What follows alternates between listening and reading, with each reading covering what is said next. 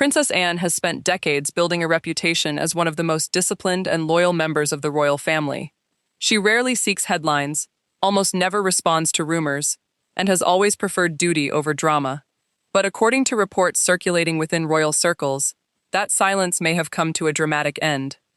What allegedly unfolded behind the walls of Sandringham has left royal watchers stunned. Reports suggest that Princess Anne took an extraordinary legal step that reportedly halted Queen Camilla's plans for one of the royal family's most historic estates. If those reports are accurate, it wasn't an emotional confrontation or a heated family argument. It was a carefully planned legal move that, according to insiders, stopped a multi-million-pound renovation before it could even begin. And if that wasn't surprising enough, some commentators believe the dispute may have uncovered questions surrounding Queen Elizabeth II's private legacy. Questions that reportedly involve historic rooms, treasured archives, missing artifacts, and legal documents that could reshape the balance of influence inside the House of Windsor. The palace has not publicly confirmed many of these claims, and much of the information comes from reports and unnamed sources. But if even a fraction of these allegations prove to be true, this could become one of the most significant internal royal disputes since King Charles ascended the throne. Because this story isn't simply about a building. It's about legacy. It's about loyalty. And it's about who truly protects Queen Elizabeth's final wishes. Stay with me, because as this story unfolds, every new revelation raises even more questions than the last. Before we continue, take just a second to subscribe to Royal Decode with IMAH. It only takes one click, but it helps the channel tremendously and ensures you're always among the first to hear about the biggest royal developments, hidden palace stories, and exclusive royal analysis. Now, let's decode this. According to multiple reports, everything reportedly began during the morning of April 4, 2026. The grounds of Sandringham Estate were unusually quiet. Staff members expected another routine day, as contractors prepared to begin work on what had reportedly been planned as a major modernization project. The proposal, according to royal insiders, involved transforming part of Sandringham's historic West Wing into new offices for Queen Camilla's charitable foundation, an ambitious project said to represent her vision for a more modern monarchy. Construction teams were allegedly preparing to move equipment inside. Engineers had reportedly completed preliminary inspections. Legal paperwork, from all appearances, seemed to have already been finalized. Then everything changed. Witnesses reportedly described seeing 3 black SUVs arriving through the Norwich entrance shortly after 9 o'clock that morning. They weren't carrying architects. They weren't carrying construction supervisors.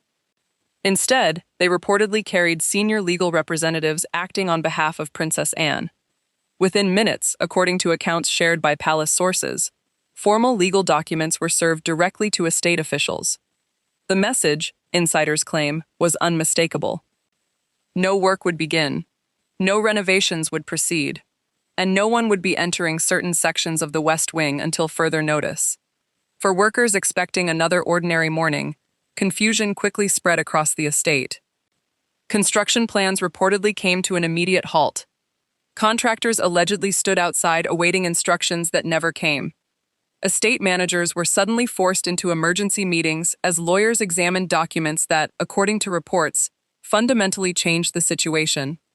Many observers immediately asked the obvious question: how could Princess Anne possibly overrule plans associated with the Queen Consort? The answer, if the reports are accurate, may lie in something far more powerful than royal titles. According to palace commentators, this wasn't about rank. It was about legal authority. Sources familiar with estate governance claim Princess Anne was acting not simply as the king's sister, but in a separate legal capacity connected to the stewardship of parts of the late Queen Elizabeth II's private estate. That distinction, if accurate, reportedly gave the situation an entirely different legal dimension.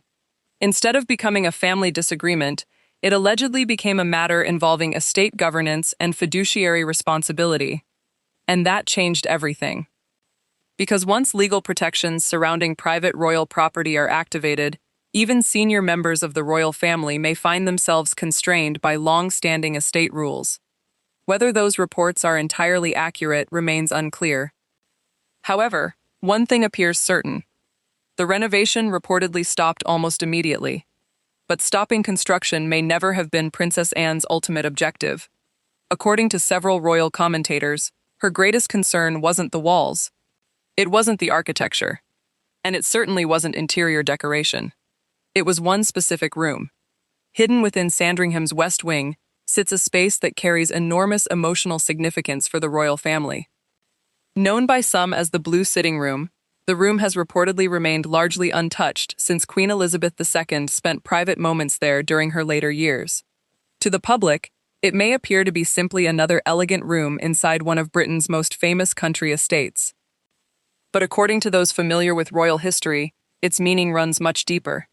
Sources claim Queen Elizabeth often used the room for private reflection whenever she stayed at Sandringham. Some reports even suggest important state documents were quietly reviewed there during periods away from Buckingham Palace. Whether every detail is accurate remains difficult to verify, but one point appears repeatedly throughout accounts from royal observers. Princess Anne reportedly views the room as one of the most personal reminders of her mother's life, which may explain why reports of converting nearby areas into modern administrative offices allegedly raised immediate concern. According to individuals said to be familiar with the matter, Anne believed certain parts of the estate should remain protected, not simply because of tradition, but because they represented an irreplaceable chapter of Queen Elizabeth's legacy. If that interpretation is correct, this dispute was never really about construction. It was about memory. It was about preservation. And perhaps most importantly, it was about preventing history from quietly disappearing behind fresh paint, new furniture, and office desks. But according to reports, the deeper Princess Anne's legal team looked into the estate, the more troubling the situation allegedly became. Because what reportedly caught their attention wasn't just what might be changing inside the West Wing, it was what may have already disappeared. And according to palace insiders, that discovery would transform a disagreement over renovations into something far more serious. The possibility that something had already gone missing reportedly changed the entire direction of the dispute. Up until that point, the conversation had centered on renovations, legal notices, and questions over who had authority to make changes inside Sandringham's historic West Wing. But according to several palace insiders, Princess Anne's legal team was no longer focused solely on protecting rooms. They were reportedly focused on protecting history itself. Sources claim that shortly after construction plans were halted, Anne quietly ordered what has been described as one of the most detailed inventories ever conducted inside portions of the estate. Every cabinet, every archive, every storage room, every historically significant item, nothing, according to reports, would be overlooked. At first, staff reportedly assumed it was simply a precaution, a way to ensure that valuable pieces would remain protected during any future renovations. But as the inventory continued, insiders alleged that something unexpected happened. Certain records reportedly failed to match the physical contents of the estate. Some cataloged items were allegedly no longer where official inventories indicated they should be. Others, according to claims circulating among royal commentators, had reportedly been moved without clear documentation. Whether those reports are accurate remains unconfirmed. However, palace observers say those discrepancies were enough to raise immediate concern among those responsible for safeguarding Queen Elizabeth II's personal legacy. And that concern reportedly intensified when attention shifted toward one particular object. According to multiple reports, investigators began searching for a handcrafted red leather dispatch box believed to have belonged to the late Queen Elizabeth II. To most people, it would appear to be nothing more than an elegant leather case. But royal historians suggest these dispatch boxes have long served as symbols of constitutional duty, carrying confidential papers between the monarch and government officials. This particular box, however, was reportedly different. Sources claim it may have contained deeply personal material belonging to the late Queen herself. Private correspondence, personal journals, handwritten reflections, unpublished notes accumulated over decades of service. If those reports are accurate, its historical value would be almost impossible to calculate. According to insiders, when estate officials attempted to verify its location, the answer reportedly stunned everyone involved. The box's location was allegedly listed as unknown. Imagine that for a moment. An item reportedly connected to one of Britain's longest-serving monarchs, missing, inside one of the most secure royal residences in the country. Naturally, questions began spreading almost immediately. Had it simply been misplaced? Was it transferred for preservation? Or had someone deliberately removed it? At this stage, there are no publicly confirmed answers. The uncertainty alone was enough to dramatically increase tensions behind palace walls. Because if the dispatch box truly contained Queen Elizabeth's personal writings, whoever controlled those documents could potentially shape how future generations understand her reign. That possibility reportedly transformed an estate dispute into something much larger. According to palace insiders, Princess Anne's legal advisors quickly expanded their review. The investigation, they claim, was no longer limited to architecture or renovation permits.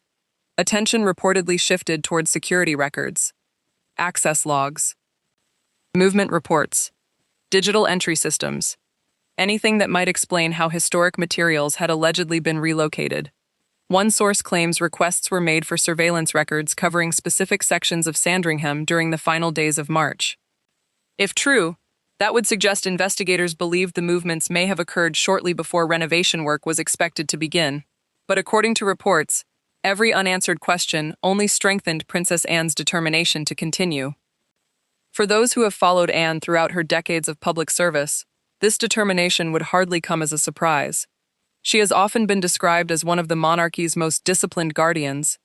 Unlike many senior royals, she rarely speaks publicly about internal disagreements. She almost never responds to criticism. And throughout her lifetime, she has consistently placed institutional stability above personal publicity. Which is exactly why many royal commentators believe this alleged intervention carried so much weight. If Princess Anne was reportedly willing to authorize legal action, many observers believe she must have felt something exceptionally important was at stake. And according to several reports, that concern extended beyond paperwork and property. It reportedly reached into the very heart of Queen Elizabeth II's legacy.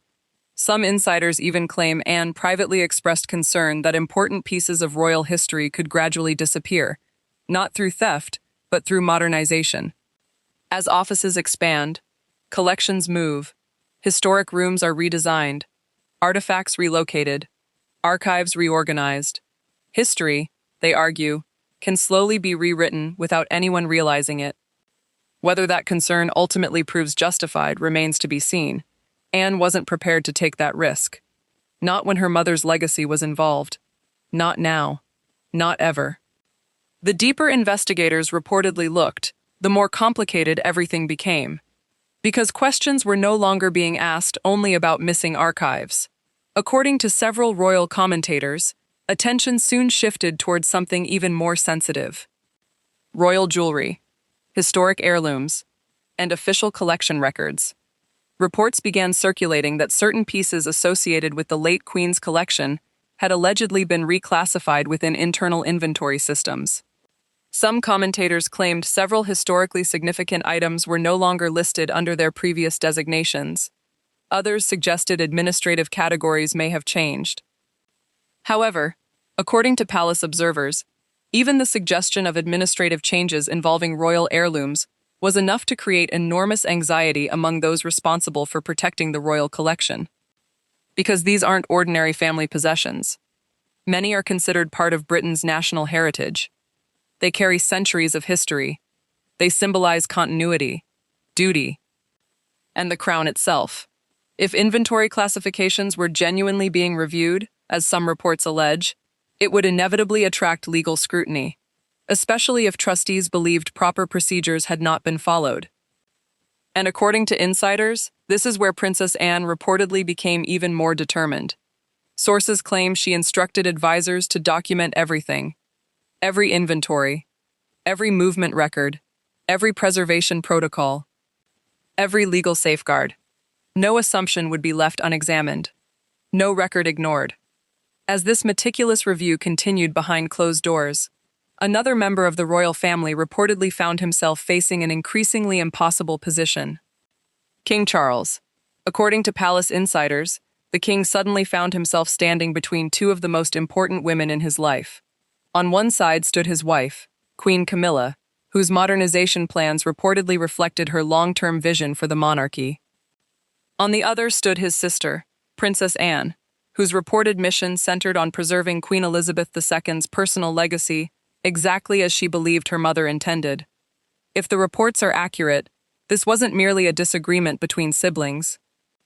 It had reportedly become a constitutional balancing act unlike anything the new reign had yet experienced. And as pressure mounted inside palace walls, another name reportedly began appearing more frequently in private conversations. It was a name many royal watchers had quietly expected all along: the Prince of Wales. According to growing speculation, Prince William may already have made up his mind. And if those reports are true, his decision could change everything. As speculation continued to grow around Sandringham, attention reportedly shifted away from the estate itself and toward a far more important question: where did King Charles stand? According to several royal commentators, the king suddenly found himself navigating one of the most delicate situations of his reign. On one side stood Queen Camilla, whose reported modernization plans had already been months, perhaps even years, in the making. On the other stood Princess Anne, whose legal intervention reportedly rested on her belief that Queen Elizabeth II's personal wishes and historical legacy deserved unwavering protection. Neither position was easy to dismiss, and according to palace insiders, every decision carried enormous consequences. If the king publicly supported the renovation plans, some feared it could be interpreted as placing modernization above preservation. If he sided with Princess Anne, others believed it might weaken the authority of the queen consort at a time when the monarchy was still adapting to a new reign. Nothing could be rushed. Every legal opinion had to be reviewed, every historical document reportedly examined, every possible outcome considered, because this was no longer simply about one building. It had become a question of governance. Who ultimately decides how the late queen's private legacy is preserved? Who has the final authority over royal history? And perhaps most importantly, who will future generations remember as the true guardian of Queen Elizabeth II's legacy? As those questions circulated inside palace walls, another intriguing report began gaining momentum.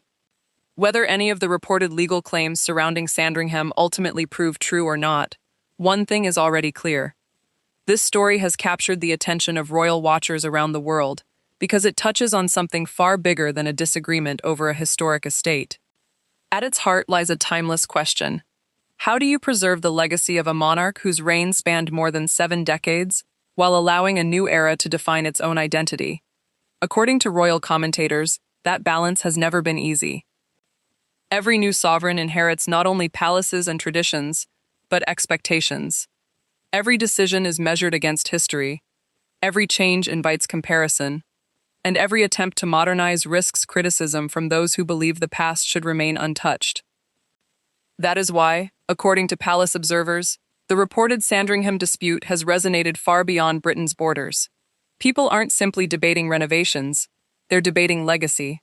They're asking who becomes the guardian of Queen Elizabeth II's memory. According to reports, as the legal discussions allegedly continued behind closed doors, senior advisors searched tirelessly for a solution that could prevent the disagreement from escalating into a public constitutional embarrassment. Several commentators believe 3 possible outcomes were quietly being discussed. The first was the most dramatic.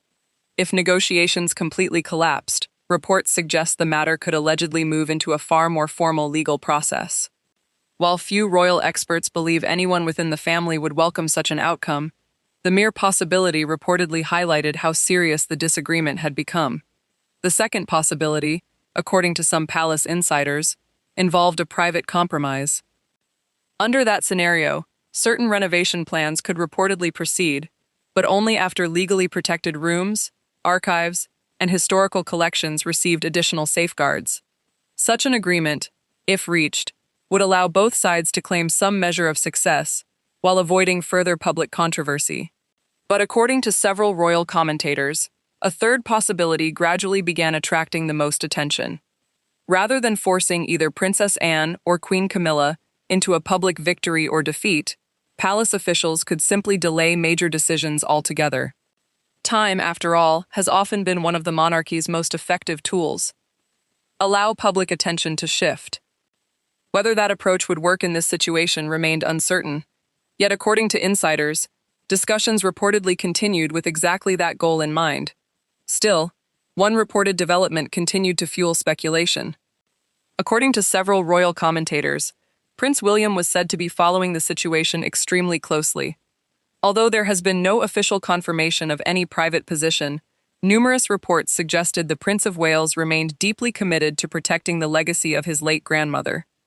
That should surprise no one. Throughout his public life, William has frequently spoken about Queen Elizabeth II's extraordinary sense of duty.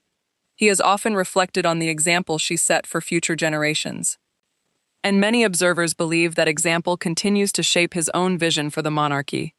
According to some reports, William's quiet support, if indeed it existed, may have strengthened Princess Anne's resolve. Neither royal has publicly addressed the speculation. Neither has commented on the reported legal dispute. But commentators continue to point out that both have earned reputations for placing long-term institutional stability ahead of short-term public relations. Whether that interpretation proves accurate remains to be seen. What cannot be denied, however, is the unique relationship both shared with the late Queen. Princess Anne was not only Queen Elizabeth's daughter, she was widely regarded as one of her most trusted confidants.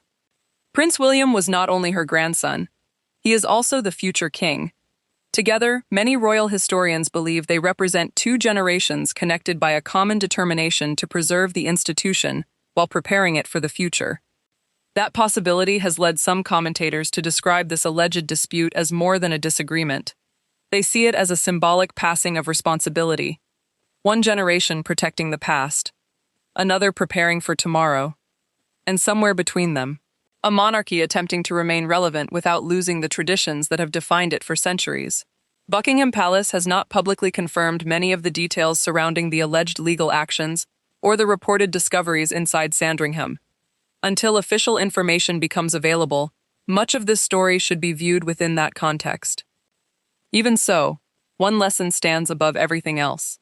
The greatest battles inside the royal family are rarely fought in front of television cameras. They unfold quietly, inside private meetings, behind closed doors, through lawyers, trustees, advisors, and carefully worded correspondence that the public may never fully see. Perhaps that's why this story has fascinated so many people. Because behind every palace gate lies another story waiting to be uncovered, another decision shaping the future of one of the world's oldest institutions, another chapter that history may eventually reveal. Whether Princess Anne's reported intervention becomes remembered as a decisive act of preservation or simply another chapter in ongoing royal speculation is something only time will answer.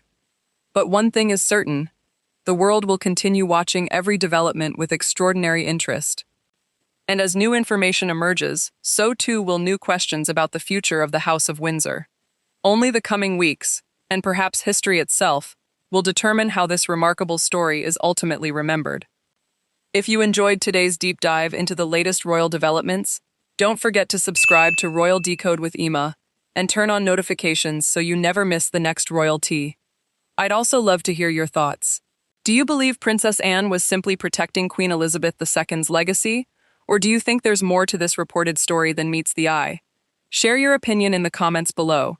Let's keep the conversation respectful and engaging. Thank you so much for watching, and until next royal tea, take care.